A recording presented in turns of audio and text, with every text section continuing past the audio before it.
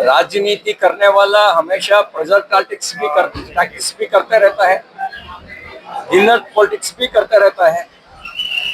सबको जानता है किसके वजह से डिनर अरेंज किया है, सबको मालूम है। बट आफ्टर बेंगलुरु बिना मुद्दा डिनर मीटिंग किया है क्या?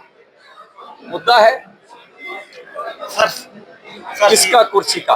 Special flight sir CM Siddaramaiah के ट्रैवल से स्पेशल फ्लाइट है सर, ज्यादा हो गया सर। Almost 47 crores. हाँ, समाजवादी है ना। समाजवादी मतलब कॉमन मैन, सिंपल। उसकी वजह से केवल हवाई से आना जाना किया है।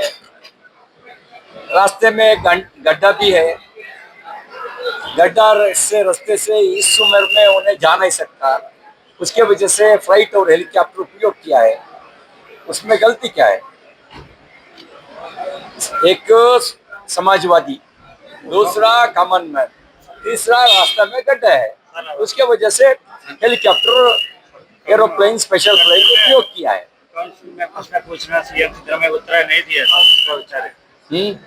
सिद्धरामैया उत्तर नहीं दिया। हाँ, समाजवादी स्व मजावादी, उसमें बहुत अंतर है।